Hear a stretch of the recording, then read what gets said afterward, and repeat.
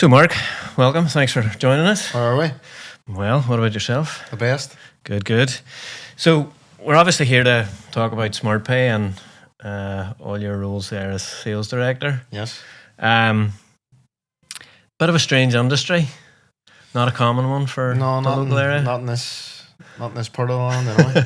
We're the only local payment provider in Northern Ireland. And you're competing against pretty large players in the market. Big players. So, take us back to the start. How did it come about that you decided, let's take on some global players? Well, it actually started a wee bit by chance. Myself and my uncle have always kind of been together in some form or fashion, whether it be through boxing, work related, working in the same areas. I actually moved to Belfast. He was in telecoms at the time, and I moved to Belfast. They start work, whether it would have been in a bar or whatever the case may be. But I actually fell on a call centre, creation finance, Right. ringing around as a debt collector.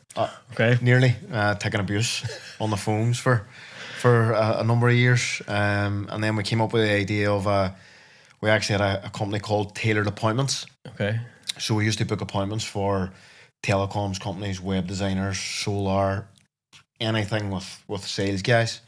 And we had maybe 5 or 6 staff at one point doing a lot of campaigns for Virgin, Rebel Systems, all kind of big operations. But it kind of getting paid from certain industries and, sales guys saying this appointment wasn't sat or whatever the case may be.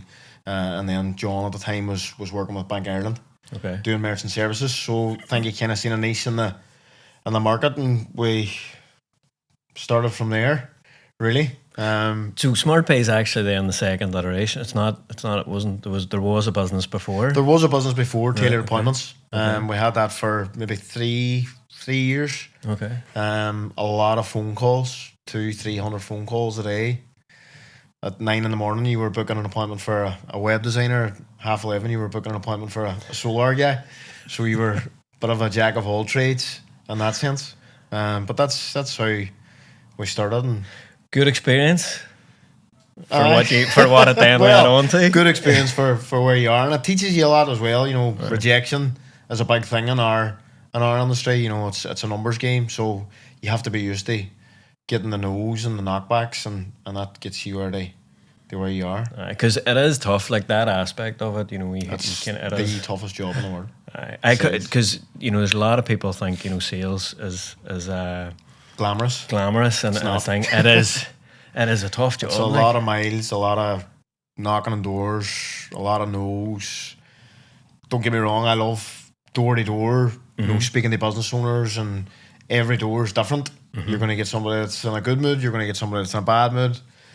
You just have to take the rough with the smooth, and every door is different. And it's the thing that drives the business. So if the sales side's working, generally the rest of the business you can sort out afterwards. Whereas if you don't get the sales side at the start, you'll not land. You'll not last long. When the sales are coming on, everybody's happy. It's good. But when there's a dip, and there always is a dip, you're waiting, and maybe you're working on 30 or 40 deals within a month, and you could have 10 or 11 of them waiting on decisions and one thing or another. That kind of slows up your week. But then you come on the Monday and you could have 5 or 6 deals on the board. It's an emotional roller coaster. How do you actually keep your motivation over that? Because especially if you're going through a bad spell, let's say, is it tough? Like, it is tough. I think from my kind of sporting background, boxing teaches you a lot. Not only how to defend yourself, but it teaches you a lot about life, and getting knocked down and getting back up. And it takes a certain individual. They sell and they keep selling, and just every morning you have to say to yourself, right, let's fresh start, let's go. Today's a new day. Yesterday's the past. Let's go again. I suppose the measure of a good salesperson is not the times when everything's going well and it's flowing. It's actually it's the down. It's when you're down. It's when you're walking walking a street in Balahi and the rain's pouring down and you've got your umbrella up and people are telling you to go away. You're the 5th sales guy today. You just have to keep going and going and going. That's the only way. And as you say, it turns around. It's a numbers game, and it eventually it's a numbers turns. Game. It does also help when you're local and you've got a good product and a good service. It does help you in a way because people like dealing with local people. Yeah. And that's what we thrive on. We thrive in local businesses, local charities. We give back to local charities. We give back to local businesses. Businesses in the area will give back to us as well by giving us their business and trusting us with their payments. Yeah. So the local aspect of it is it helps in a way. And we'll come on a bit more to the products and service side, but there's something that we actually discussed before, and like that is definitely ingrained within SmartPay is that, listen, there's people who ring you all the time. Christmas Day, New Year's Eve, doesn't matter. Yeah, we answer a phone, and it is like one of the things that you had said before is like that's the differentiate. That's your selling point. Like we have businesses that we've worked with now for 8.5 years. That's unheard of in merchant services and payments. People switch and swap, and we've actually become friends with these people more so than a business relationship, which is down to the service that we provide. Yeah, they trust us with their, because at the end of the day, everything now is contactless. Yeah, there's very little cash. People are paying with their watch, they're paying with their phone, and if your terminals go down in a busy restaurant or a busy bar or busy shop, who do you call? And you don't want to be calling somebody and saying, "Oh, we'll get back to you." You don't want to be ringing through and a call centre being on hold, and you know, if there's a staff member on, which is a good example as well, the staff member can't ring through to these call centres because they're going to be asking for their dates of birth and sort code and account number, which staff won't have. But they've got a direct line onto us. We know them.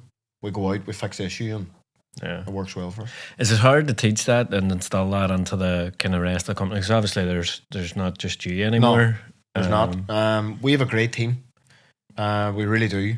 And they go above and beyond for every customer, no matter if it's a coffee shop or a hotel or a multi-million-pound business that's doing 50 million a year in card. Everybody's treated the same. We look after everybody in the same way. All the customers have a dedicated account manager on hand from 9 to 5 Monday to Friday, and then they've got the line through to the 24-hour support, which is ourselves. So they're always well looked after. And then, so say, take us back to the early days. So obviously it started just with yourself and John, was it? Myself and John, in a wee room in Clarendon Street, and John's wife as well would have done the applications for us.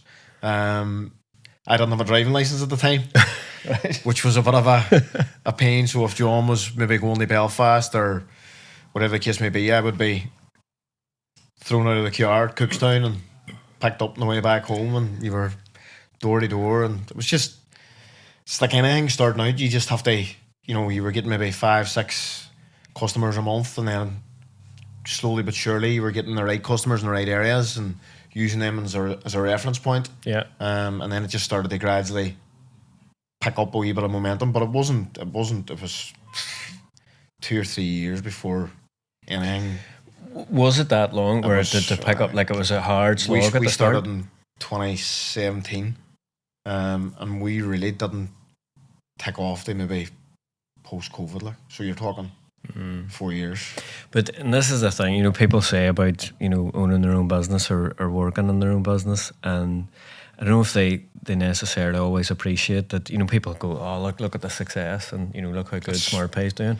But there is a hard slog at the start. 5 years, look, it's hard now. Do you know what I mean? There's that many competitors out there, and you're dealing with big competitors. Like, these are multinational companies. These guys have offices in San Francisco, London, wherever. There's thousands that work for them. We have a good team. We have a team of around 20 between on the road and on the office, and we're punching. I was going to say, do you like the underdog? Love it. But Love it. Is that from the boxing? Aye. I was always the underdog. And you can kind of move a bit better than they can. Well, you've got again, it's the local side of things. Yeah. Now, don't get me wrong, we don't just have customers in Northern Ireland. We've got customers in Southern Ireland. We've got customers in England, the likes of Birmingham, Brighton, Manchester, Liverpool. We've got big bars and restaurants.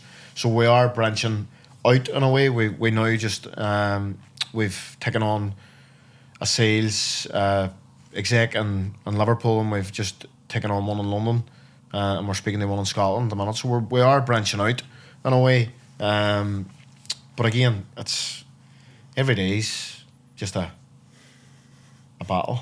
A boxing match. It's sales. It's every day. You just don't know who's out to get you, or do you know what I mean? So you just have to keep rolling with the punches, as they say. What was the point where? So you're saying about it basically took 4 years. Was there a point where you were like, "Geez, no, you know what? This is a real business now. Like this is post COVID, or in the middle of COVID, really, everybody went on like a kind of panic because there was a lot of people that didn't take card before COVID. Okay. A lot of people, but that kind of increased the drive for people to take those contactless payments due to not being able to handle cash or whatever the case may be, and it became more convenient for people as well, with places being closed and people only being able to order over the phone or whatever the case may be. So we did see an increase there, and then we moved offices to the Strand Road, and we had 2 or 3 extra in the office. And then as the sales coming in, again, as you say, if the sales are coming in, it's all part of the growth. Yeah. And being able to invest in more staff, and invest in car for a sales rep or vans or whatever the case may be, it just gradually grew. Then we went to Artillery Street. We had an office in Artillery Street, which was a wee bit bigger. We had about 7. And then again, the sales kept increasing because the brand kept getting better. And then we now are in the Glendermot Road, where we have our own office. We've got our own boardroom. We've got our own sales room. We've got our own kitchen, which we never had. It's the small things. The small things. So it just gradually, again, you just keep plucking away, and every day you just keep firing away and getting the sales in, and then everything else looks after itself. And see, on the marketing side, right? So obviously, like you're saying, I'm a performance seal now.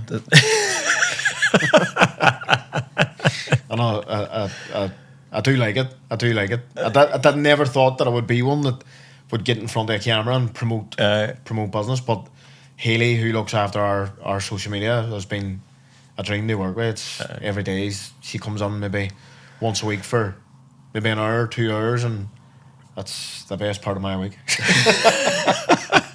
The phone's away and she's saying, do this, do that. So it works well.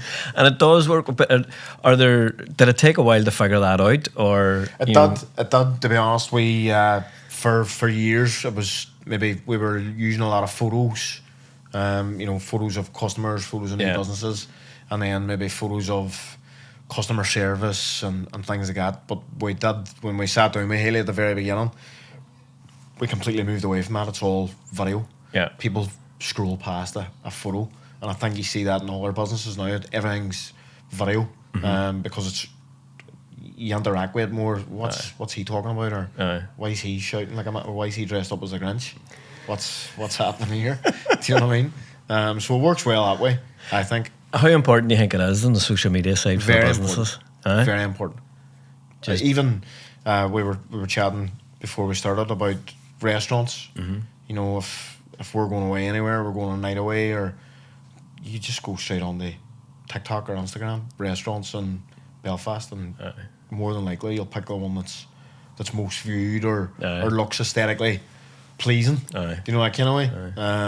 Very rarely would you Google anything, as you says, anymore, and look through reviews, or it's all digital. Like.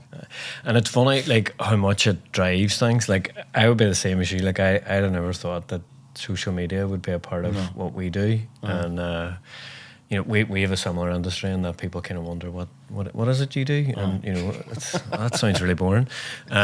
Whereas the social media side of it really does drive it, but You have to. It's a constant machine that needs It fitness. is, and you have to keep coming up with ideas and things, and most of our ideas are on the spot. We don't sit and go, right, well, we need to do something about this, or we need to do something about that. We'll be just doing a video, and then we're going, oh, this will work, and we'll run into the office and grab a glass of water and throw it over me, or get a lemon, or there's lots of videos on the TikTok that you'd probably look and go, how have they came up with that idea? But it's mostly on the day. Are there any that didn't make it? A few. Because John wouldn't allow them.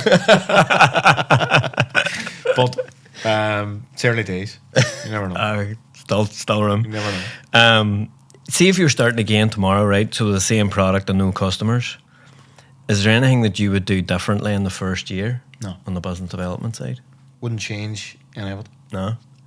Like, you need to go through that. You have there's no other. I personally don't think, like, if you're starting especially in our industry, and that I don't know what it would be like in any other industry, but it's the hard yards, the knocking on the doors, the getting in front of people, who you are, what you do, what you can offer, who you look after. I'm still out knocking doors, and I love it, and it'll probably never change. Like, we've brought on 3 or 4 new members of staff in the last maybe 4 or 5 months, and I would be out with Emmons maybe once a week. Knocking doors, shadowing, and it's the only way to do it. Look, there's obviously, through the social media and the lead generation, we've got brilliant appointment setters in the office. The guys Thomas and Connor, they'll book maybe 20, 30 appointments a week, cold call, and I'll go out and set appointments, and the sales guys will get appointments, the sales ladies will get appointments as well. So there's other avenues where you get your business from, and word of mouth's a big one for us, because we look after customers. People will refer us on and one thing or another, but the nitty and gritty and the hard work is the door to door, the LinkedIn, Instagram, calling people. It's 24/7, and it has to build up towards that. It has as to. you say, like, and then the appointments are set, and then you get in front of them. Then the appointments are set, and then the social media. People notice the brand. We do a lot of charity work. We do a lot of sponsoring, which I love. And then through the social media, people will see, oh, they're doing a golf day, or they look after the Emmons. Well, if they look after the Emmons, then why aren't we using them? They're local. The local thing's a big driver. And the fact that they know who they're dealing with, and it's not this kind of. It's not a company in America who you ring through. They don't have a clue who you are, and they really, in my opinion, don't really care. It's all about the kind of fees and things, and you're just a dollar number and turning over. And that's so in the product side, that's where, like we were saying, how you differentiate yourself, right? So you can do the savings in relation to the fees and stuff like that, but it kind of only takes you so far. You have to have the customer service. You have to have the customer service. It's okay going on their business and saying, look, I'm going to save you £1,000 a year. Great. And then you sign them up, which we see a lot in the industry. You sign them up, and then it's smoke. Yeah. They're gone. And who do you ring? And the terminals go down, and they've lost. Terminal go down. 10 grand of sales, and whoever sold it to them has vanished. As such. I'll ring that number. Whereas you ring us, we'll be out same day. Not going to help whenever you have customers lined up who can't pay and have no cash. Exactly. A great example, yesterday, 5:15, a customer we have out on the way back in from the airport, just a Marshall's store, just a convenience store, terminal down. I was out at 5:15 yesterday evening, got it sorted for him, and he was like, great service. And that's what I like about my work, when people say good service. That's what it's all about. And like it, because it's their business, like it's their. You're looking after their terminal goes down, or their payments go down.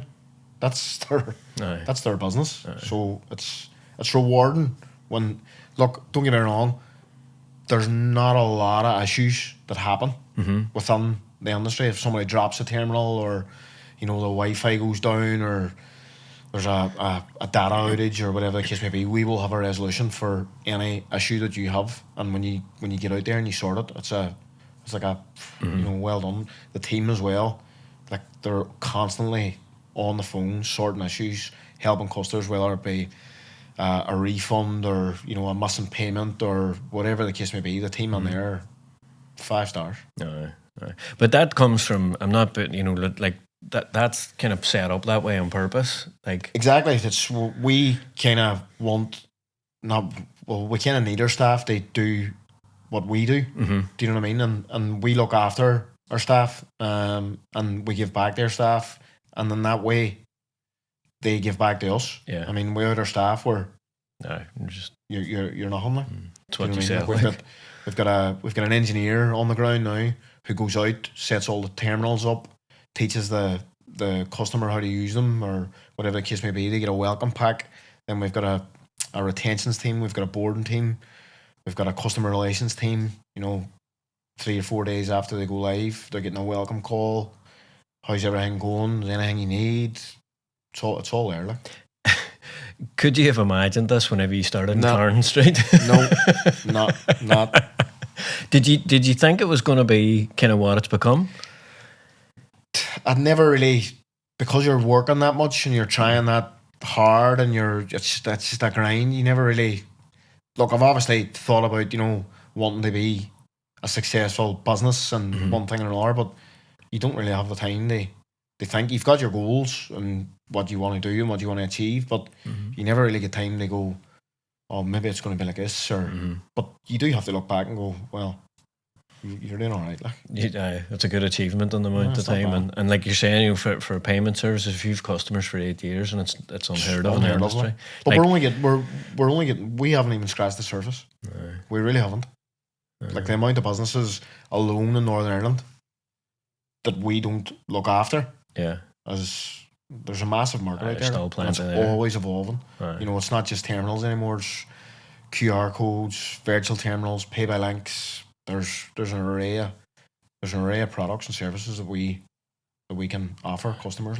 And then, so you would obviously work with a lot of the businesses in Northern Ireland and as you were saying, the south of Ireland and the UK as well. What do you think the mood is out there? Like, are things okay? Are things getting better? Are they getting worse? To me, it seems to be okay.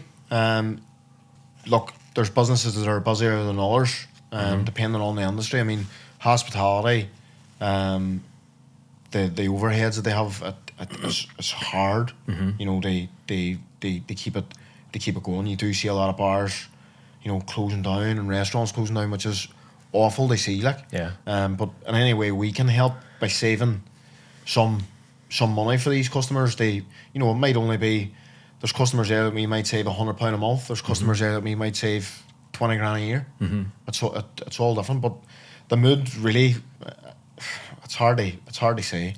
Some businesses are thriving, some businesses maybe just getting by, and it's very much sector dependent. It's a bit of there's a lot of uncertainty with what's going on at the minute, and people just don't know what they're going to wake up to on the other side of the world. Like, even we're finding that as well with our clients, that there's certain areas are really doing well and absolutely flying, and then there's some other ones, like you say, their overheads are just absolutely killing them. And shocking.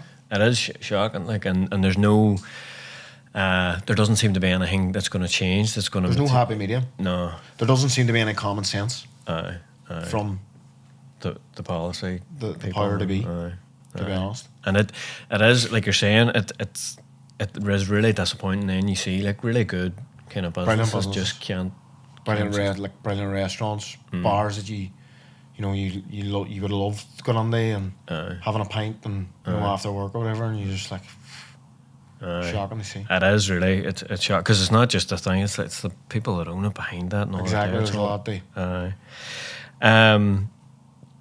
In terms of, is there any habit, or now try not to be too thing about this? Is there any habit or behaviour you notice in businesses that are winning, or something other owners could copy tomorrow? Social media. Social media. I think it's underused by a lot of people. Big time. Social media, like I'm one for a bit of a stroller in the evening. Always looking for businesses that are opening or whatever, like offers that they're doing or whatever the case may be, because it makes your conversation easier when you're trying to approach them. I've seen you done an event for make up in here at the weekend. How did you get on? It kind of opens that door a wee bit easier rather than saying who deals with your payments. Kind of way. It's a bit of cold open, but cold call. But you just see, businesses that use their social media. We have a company and we look after them in Enniskillen, and they use their social media excellently. And they all are always popping up. And even locally, the Bentley, their social media is top notch. Some of the stuff that I see, that's brilliant, and I think that drives people towards, not only in hospitality, clothing, like clothing industry, retail, whatever, sweet shops. These sweet shops now that sell all the sweets from around the world. If you see that on social media, you go, I haven't had that sweet in 20 years. It must pop on. So I think social media is a big winner for businesses. I think what people don't, and it's definitely something for us, is that if people don't know you exist and what you do and what kind of different, exactly, and as you say, from yourselves, there's a whole lot of businesses that you don't have, so there's an entire market there, massive market that you can do. Slight change in direction. So, if you could give your younger self one piece of advice about running and growing a business, what would it be?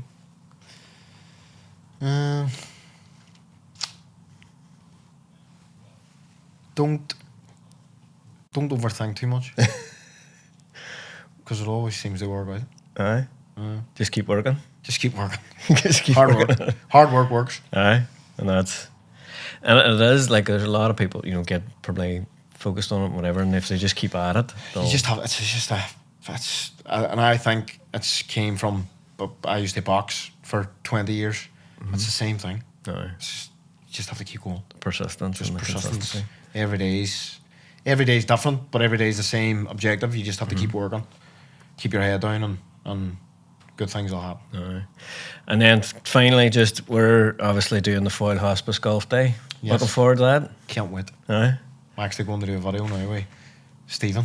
Oh, aye? Yes. Oh, very good. And any intros and who's attending that? We've got Marc McLaughlin, good friend of mine, Olympic boxer, Olympic medalist. We've got Paddy McCourt, footballer, Celtic legend. We've got Jerry Armstrong.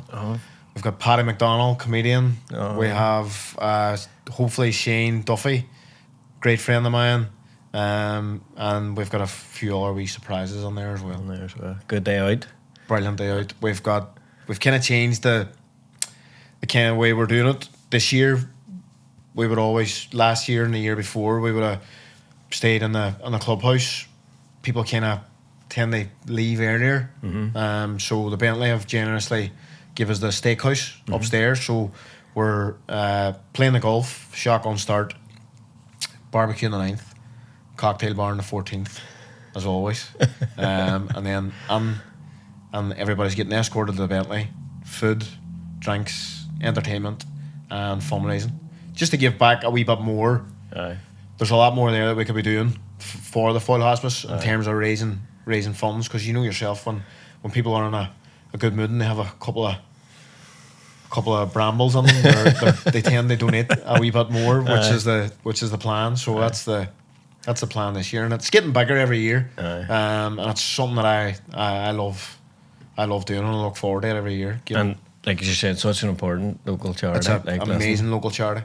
Amazing. It's great to see. So just one thing, and we'll finish up on this one. So, from SmartPay's perspective, and also then Northern Ireland more generally, you optimistic for the future? Always. Where do you want to see it in 5 years' time? SmartPay EU, SmartPay UK. Everybody in the world takes payments. So there's no reason why we can't go everywhere. Just keep growing at it. Just keep going. Excellent, Mark. Listen, thanks very much for your time. Thank you, sir. All right. Pleasure. Thank you.